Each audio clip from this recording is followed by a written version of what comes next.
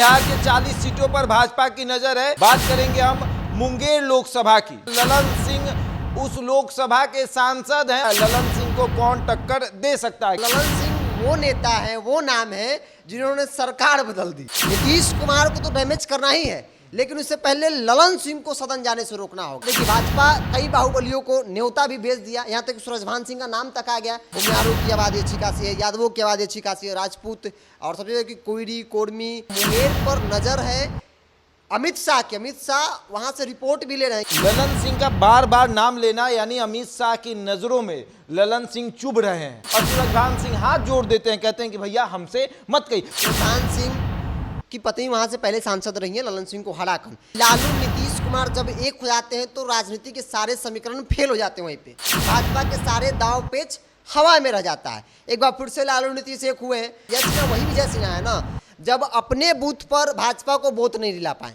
आज भी कोई बात नीतीश कुमार तेजस्वी यादव के बीच में होती है तो ललन सिंह ही बीच में होते हैं। नीतीश कुमार के अलग होने से भाजपा को एक बड़ा नुकसान हुआ है। 2024 में लोकसभा का चुनाव और भाजपा की नजर 40 सीटों पर है। जी हाँ, बिहार के 40 सीटों पर भाजपा की नजर है और खास करके कुछ चुनिंदे सीट जो है उस पर भाजपा की खास करके निगाहें टिकी हुई है कि इन सीटों पर अपना बढ़त बनाना है। बात करेंगे हम मुंगेर लोकसभा की। जी हाँ, जेडीयू के राष्ट्रीय अध्यक्ष ललन सिंह उस लोकसभा के सांसद हैं और भाजपा की निगाहें उस लोकसभा पर टिकी हुई है। उम्मीदवार ढूंढ रही है भाजपा और इसी पर चर्चा होगी।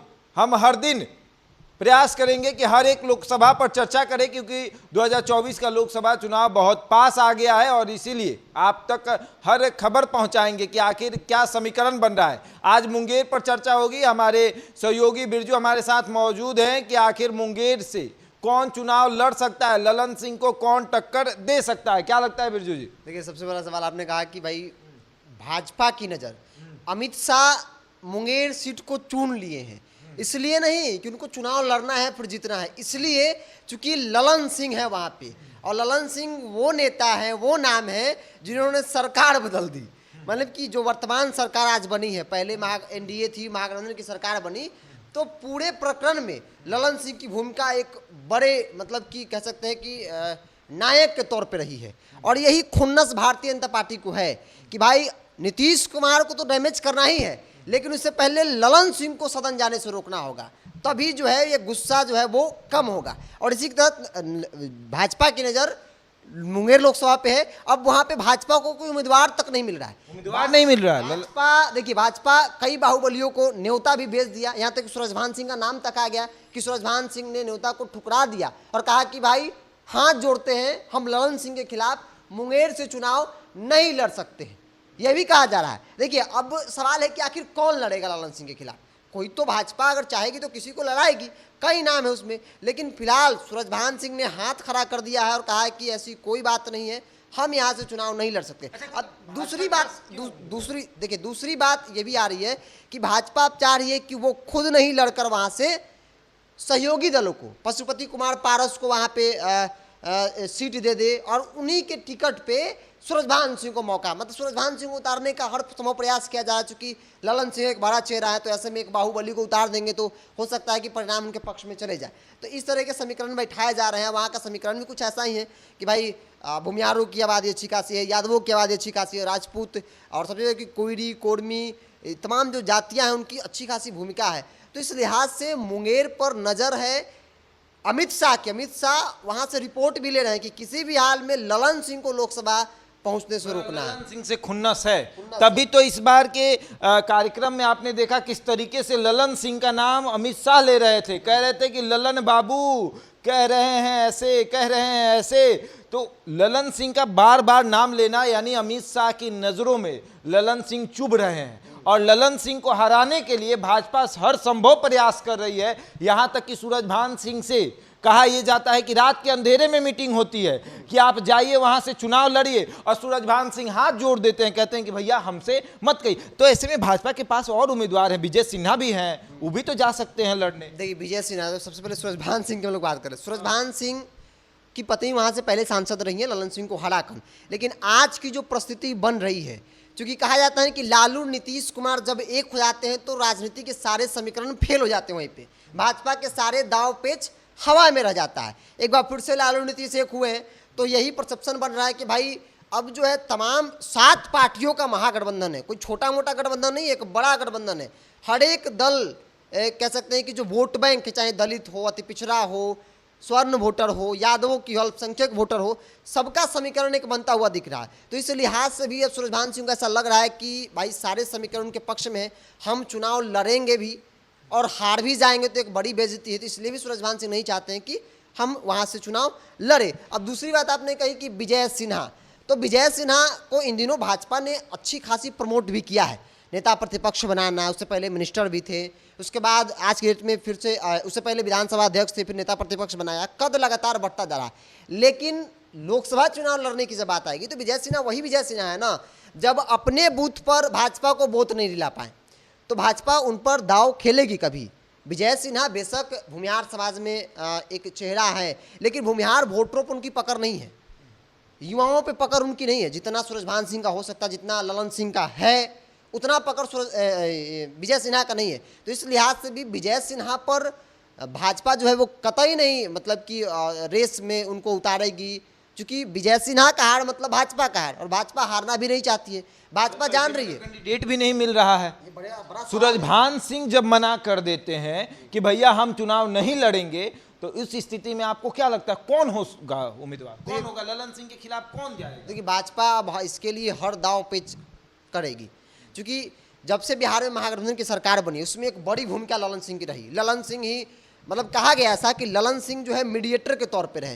होता है ना, कहा जाता है कि जाते थे, शादी होता है तो अगुआ होता है, तो यहाँ वर्तमान जो सरकार बनी तो उसमें मीडिएटर की भूमिका ललन सिंह की रही। आज भी कोई बात नीतीश कुमार तेजस्वी यादव के बीच में होती है तो ललन सिंह ही बीच में होते हैं, बीच में वही बात एक मतलब कि एक कैसे प्लेटफॉर्म है एक दूसरे के पास पहुंचाने का, या फिर एक दूसरे की तालमेल और कुछ बिगड़ती है तो फिर सब कुछ ठीक करने का काम ललन सिंह का ही है। तो यही खुन्नस है भाजपा को, और भाजपा उसके लिए हर संभव प्रयास करेगी कि किसी भी हाल में ललन सिंह को रोका जाए। अगर ललन सिंह को रोक लेते हैं तो शायद उनकी गुस्सा जो है वो शायद कुछ कम हो जाए। और बात नीतीश कुमार की, देखिए नीतीश कुमार के अलग होने से भाजपा को एक बड़ा नुकसान हुआ है। आप 14 को चुनाव पर चले जाइए, 14 में जब लोकसभा का चुनाव, जिस वक्त मोदी जी आए थे एक चेहरा बनकर, उस वक्त में बेशक भारतीय जनता पार्टी और एनडीए ने अच्छी खासी सीट जीत ली हो, लेकिन वोट प्रतिशत की बात करेंगे तो देखिए 14 में भाजपा जो है वो 29.40% के आसपास भाजपा को वोट मिले थे।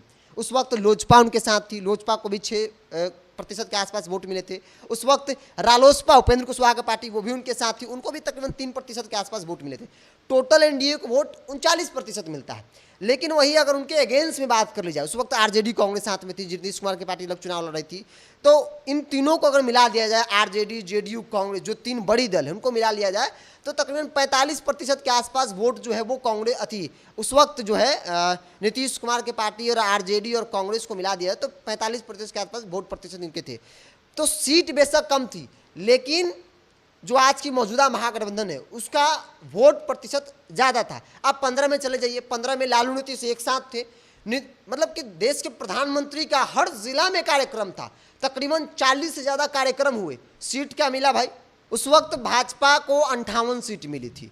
तो ये अतीत इस बात का प्रमाण है, गवाह दे रहा है कि जब जब लालू नीतीश एक हुए हैं भाजपा के लिए एक बड़ी संकट। और आज की तारीख में देश में कई मुद्दे हैं, चाहे वो बेरोजगारी का हो, चाहे अडानी का मुद्दा हो, या फिर हिंदू मुसलमान का मुद्दा हो, उत्तर प्रदेश में जिस प्रकार से हो रहा है उसको लेकर कानून व्यवस्था की जो बात हो रही है, इन तमाम ऐसे मुद्दे हैं जो भाजपा के अगेंस्ट में माहौल बना रहे हैं। और आज की तारीख में देख लीजिए जो महागठबंधन है 7 पार्टियों का, अगर ये महागठबंधन सही सलामत, ये दोस्ती अगर चुनाव तक रह जाती है 7 पार्टियों की, तो वाकई में भाजपा के लिए एक बड़ी परेशानी है। क्योंकि भाजपा के पास आज के डेट में क्या है, अकेले भाजपा है, लोजपा भी 2 धर्म में है, वो कन्फ्यूजन में चिराग पासवान की कहाँ जाए, क्या करे नहीं करे। मुकेश सहनी और उपेंद्र कुशवाहा को अपने साथ लाने में जुटी हुई है भाजपा कि किसी भी प्रकार से जो है अति पिछड़ा वोट, दलित वोट पे हम भी सेंधमारी कर पाएँ।